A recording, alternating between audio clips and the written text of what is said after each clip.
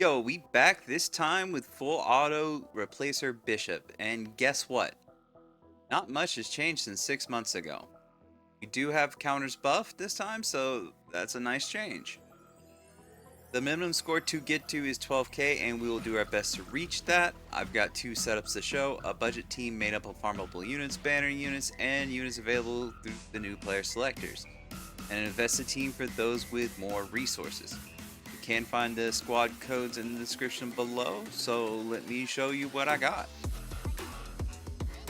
So, besides that, this Mina skin is absolutely amazing. The effects on it, the quality, honestly amazing. But her dashboard actually helps set up so that all of her specials will go onto Sigma, and all of our units are not stacked up. Using Alex or any other of the vendors kind of puts everybody too close, and they start getting AoE down by that special. But because we're using Amy to slide into Bishop's DMs, we don't have to worry about that all too much, and we can actually set our units up in a nice safe place.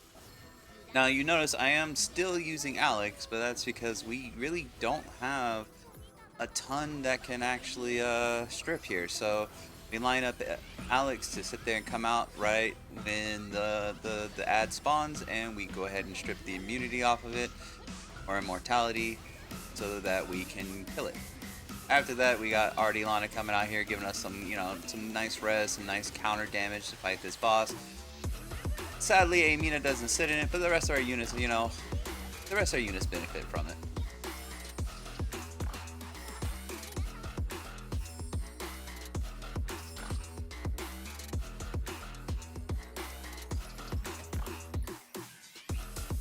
And of course, Amina pulling through, awaken power.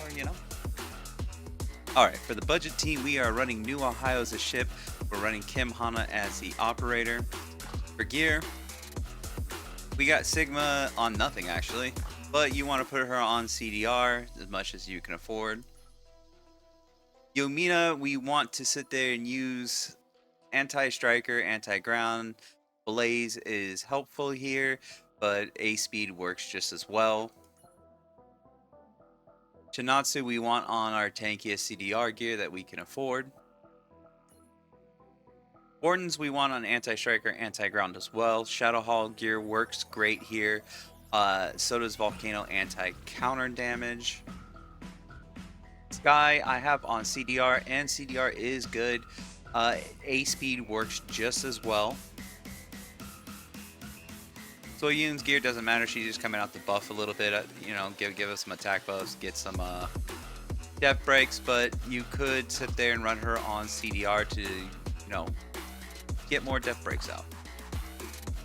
Alex, we don't really need much gear for these mods, but you want to put her on tanky with her EE so she gets that bonus attack speed.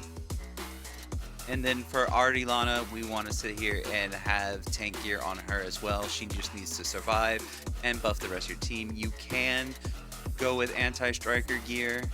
Literally, she does actually do some good damage. Not great, but whichever way works for you. Alright, we got this new Awakened Defender Esta Rosa.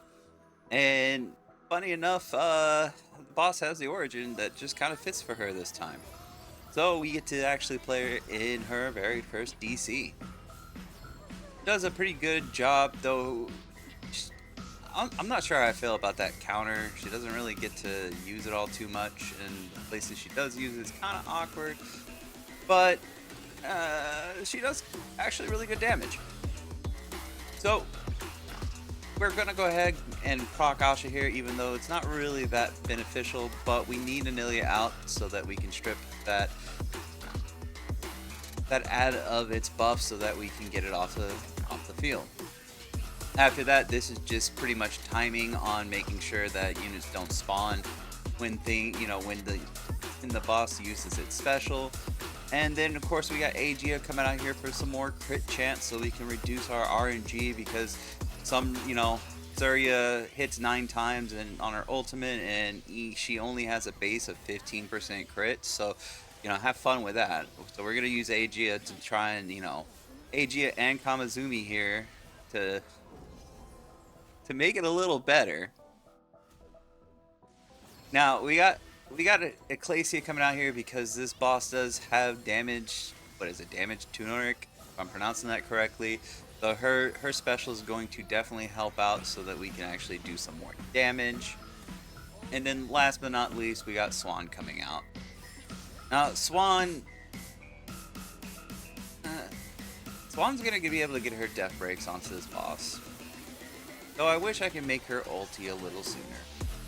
But I have her stacked with a lot of skill haste. So this is about as good as we get for getting her ultimate, especially with the cost of our team. And playing her earlier just messes up a ton of things, actually. I tried to have her come out a little bit earlier, but didn't really work out for me. So we're just going to go ahead and take the bit of damage amp that she provides and the bit of death break and just make up with it with Aegea ultis and such. And we get the double ult finish.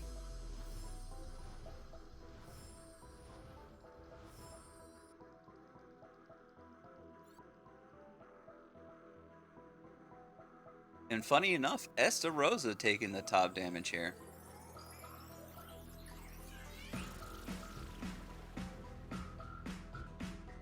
For the invested team, we are using Kamizumi as a ship, Asha as the operator. Shinatsu, we are going full CDR. We need her healing as much as possible. Try to make it tanky. S53, we're going HP 2 with incoming healing. Need her to stay alive. Sigma, we put as much CDR as we can. We need a lot of DP for this team.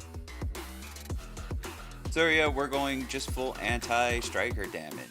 Hit as much as you can on her. Anilia, we're going with tanky CDR as well. Counter res works here. Singia, we're going full CDR, tanky as possible. Ecclesia, we are going with full CDR as well, and we're giving her a little melee res. And then for Swan, we're going full CDR, as tanky as we can get it. Thanks everyone for watching. I really hope this helps you get the minimum score this season. Really nice change not to have to deal with minus HP percent this time. I even got to play with a shiny new counter. Remember to like, comment, and subscribe. If you're feeling extra special, you can join the Mage Institute by clicking the join button. You can catch me on Discord, link is in the description, and if you want to support this channel, there's a link in the description for that too. As always, I will see you all next time.